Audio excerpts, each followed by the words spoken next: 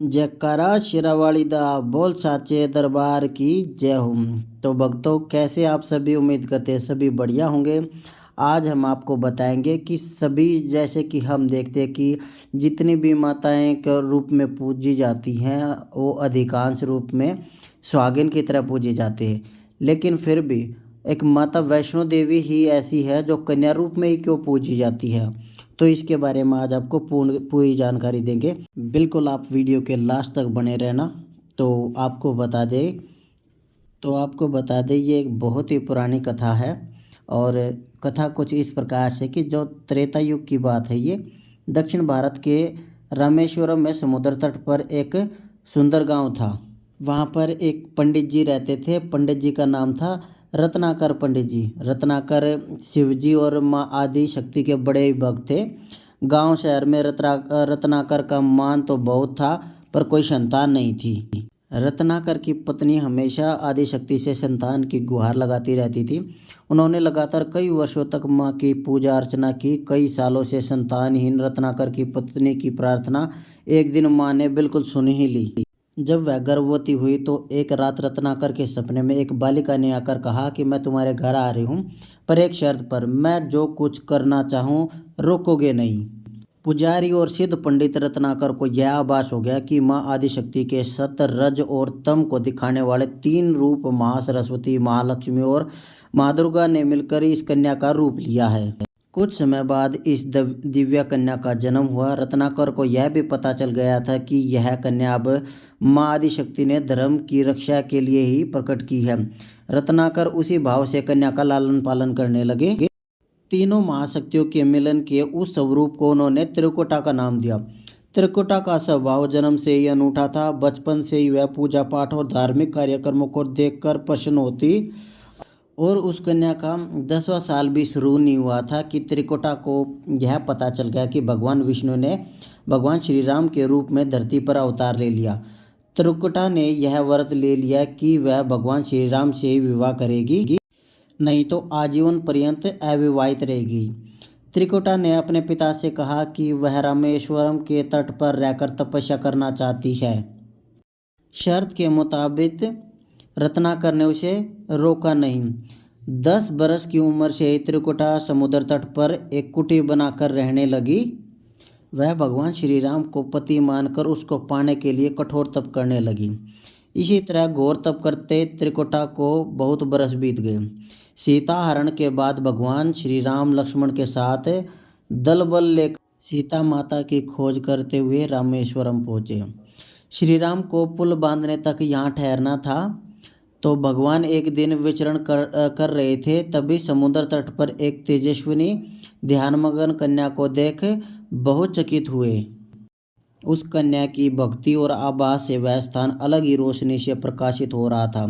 भगवान श्री राम को वश उस कन्या के तपोस्थल तक पहुँचे। प्रभु ने उस कन्या से पूछा, तुम कौन हो देवी, और इतनी कम उम्र में यहाँ क्या कर रही हो, और इतना कठोर तप क्यों कर रही हो? तुम्हारी ऐसी क्या इच्छा है जिसके लिए तुम इतना घोर तप करने को विवश हो? कन्या ने भगवान को विनयपूर्वक प्रणाम करके अपना परिचय पंडित रत्नाकर की पुत्री त्रिकुटा के रूप में दिया। फिर अपनी प्रतिज्ञा बताई। त्रिकुटा जान गई थी कि उनके सामने साक्षात भगवान श्री राम ही खड़े हैं, इसलिए उन्होंने निवेदन किया कि आप मुझे पत्नी के रूप में स्वीकार कर लें। इस पर भगवान श्री राम ने कहा, यह संभव नहीं है।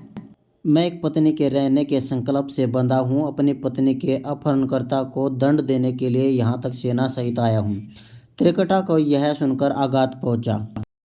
उन्होंने अपने कठोर तप का वास्ता दिया और भगवान से विवाह करने की पुनः याचना की। त्रिकुटा ने कहा, प्रभु यह मेरा तप व्यर्थ गया? मेरे तप में वह शक्ति नहीं कि आपको प्राप्त कर सकूं।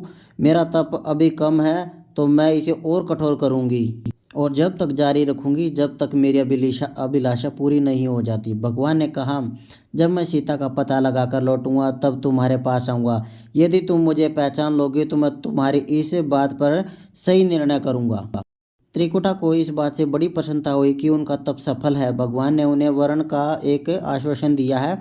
अब उन्हें अपने स्वामी की परीक्षा में उत्तीर्ण होना है। इस प्रसन्नता के भाव से भरकर त्रिकुटा का उत्साह और बढ़ गया और उन्होंने और कठिन तप करना शुरू कर दिया। उनके तप का प्रभाव ऐसा था कि उनकी कुटी के आसपास पूरा क्षेत्र एक अलग प्रकाश से प्रकाशित होता था। भगवान श्री राम ने रावण के साथ युद्ध कर उसे हराया। विभीषण को लंका का राजा बनाकर अपनी पत्नी, भाई और समस्त सेना के साथ अपने नगर को लौटने लगे। प्रभु लंका विजय के बाद पुष्प विमान से सवार होकर लौट रहे थे। उन्होंने त्रिकुटा को दिया हुआ अपना वचन भी पूरा करना था। रामेश्वरम के तट पर पहुंचते ही भगवान ने विमान रुकवा दिया। सभी सोच में पड़ गए तो प्रभु ने उन्हें कुछ पल की प्रतीक्षा करने को कहा। उसके बाद वह अकेले ही चल पड़े। सारी सेना भगवान की आज्ञा के अनुसार वहीं ठहरकर उनकी प्रतीक्षा करने लगी। श्री राम ने एक बूढ़े ब्राह्मण का वेश बनाया और देवी त्रिकुटा के पास पहुंचे। प्रभु उनके पास कुछ पल के लिए रुके, पर त्रिकुटा ने उन्हें पहचान न सकी। भगवान ने उन्हें अवसर दिया, पर उनकी लीला को देवी त्रिकुटा भाप न पाई। तब भगवान श्री राम अपने असली रूप में आ गए। उन्होंने त्रिकुटा से कहा, देवी, मैं आपको दिए वचन के अनुसार आपके पास आया था, परंतु आप इस परीक्षा में सफल न हो पाई। वैसे 20 जन्म में सीता से विवाह कर मैंने एक पत्नीव्रत का प्रण लिया है, इसलिए तुम्हारे साथ विवाह तो वैसे भी असंभव था। देवी त्रिकुटा कुछ निराश हो गई। भगवान ने उनकी मनोस्थिति समझ ली और मधुर वचन में बोले। भगवान ने कहा, आपको निराश होने की आवश्यकता नहीं है। आपका संकल्प पक्का है, इसलिए मैं इसे खाली नहीं जाने दूंगा। इस युग में मैं व्रतधारी होने के कारण विवश हूँ। कलयुग में जब मैं कल्कि के रूप में अवतार लूंगा, तब मैं तुम्हें अपनी पत्नी के रूप में अवश्य स्वीकार करूंगा। तब तक तुम हिमालय स्थित त्रिकुट पर्वत पर जाकर तप करो और मेरे अवतार की प्रतीक्षा करो। भगवान ने उन्हें वरदान देते हुए कहा, तुम भक्तों के कष्ट और दुखों का नाश करते हुए इस संसार का कल्याण करती रहो। विष्णु का अंश होने, उनके कुल में अवतार होने तथा विष्णु पूजक होने के नाते सारा संसार तुम्हें माता वैष्णो देवी के रूप में पूजेगा। कलयुग में तुम्हारे लिए कुछ भी अदेय नहीं होगा। जो भी भक्त भक्तिभाव से तुम्हारी पूजा अर्चना करेंगे, तुम सर्वस्व प्रदान करोगी। भगवान श्री राम यह वरदान देकर चले गए। त्रिकुटा श्री राम से मिले इस वचन से अत्यंत प्रसन्न थे कि उन्होंने प्रभु के आदेशानुसार संसार के कल्याण का संकल्प लिया। त्रिकुटा उत्तरी पर्वत के माणिक पर्वत श्रृंखला की 3 पहाड़ों वाले त्रिकुट पर्वत पर तप के लिए आ गई। वही माता वैष्णो देवी के नाम से विराजमान है। भगवान विष्णु का वरदान होने के कारण वैष्णो माता भक्तों की सभी मनोकामना पूर्ण करती है। इसलिए माता का स्वरूप कुंवारी का है। वह विष्णु भगवान के कल की अवतार की प्रतीक्षा कर रही है।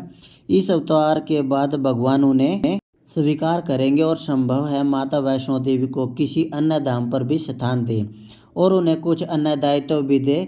यह कथा लोक श्रुति पर आधारित है और दक्षिण भारत की बहुत प्रसिद्ध लोक श्रुति है।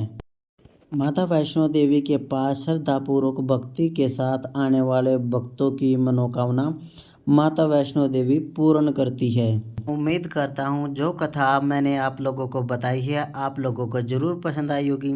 अगर हमारी कथा आपको पसंद आई हो तो हमारे चैनल को लाइक सब्सक्राइब करें, ताकि ऐसी वीडियो हम आप लोगों तक और पहुँचाते रहें और माता वैष्णो देवी की जानकारी आपको ज़्यादा से ज़्यादा मिलती रहे। जय माता दी सभी को।